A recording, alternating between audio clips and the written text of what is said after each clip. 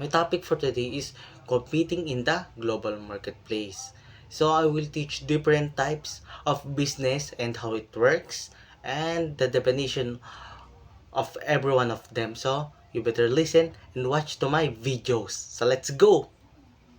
What is global marketplace? So basically it's just a worldwide market where people buy, sell, and trade goods, services, and products across all nations, and it's worldwide, and everyone can buy and sell there and trade. Why global trade is beneficial? Because you can sell your own items and buy different kinds of products that you don't have in your own place or countries, and you can make a lot of profit if you made your own product, and you can buy and sell across different nations. Why trade with other nation? Because you can gain valuable things that you don't have or you don't know, and also you can talk to each other and ask for information that you don't know and help each other out, and you will get a lot of valuable stuff or products that you don't have yet and but you need. Import export. Import, bringing products, raw materials, or services into a country from abroad to sell or use. And export is selling goods or services produced domestically to buyers in foreign countries.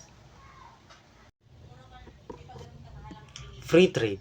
A policy where goods and services move across international borders freely without government restrictions like heavy taxes or quotas. So basically, it's very helpful.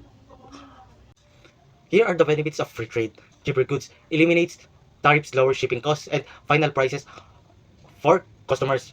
And also, the next one is more variety. Consumer can purchase a broader range of global products. And also, but not the least, is no monopolies. Global sellers increase competitors, preventing local companies to manipulate. Important of cultures. Understanding local cultural customs, tradition, and etiquette is essential for business relationships and preventing misunderstanding from different culture, and also you can know what items they want. Balance of trade. The financial difference between a country's total exports and total imports over a specific time frame. A trade surplus occurs when exports exceed imports.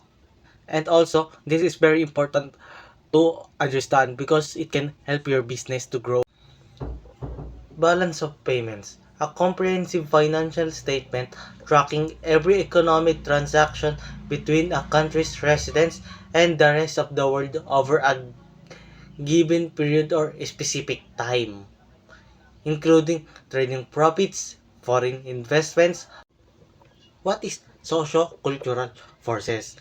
It is the collective beliefs, values, social norms, lifestyles, and uh, consumer habits that help how business is conducted and how they target a customer. Trade protection. Government economic policies and regulations like tariffs, im, import quotas, subsidies, and administrative barriers designed to restrict domestic industries and local jobs from foreign competition. What's foreign direct investment? A long-term international expansion strategy where a firm invests directly in a foreign physical assets such as factories and items from other nations, setting up distribution centers, or acquiring a controlling stake in a foreign country.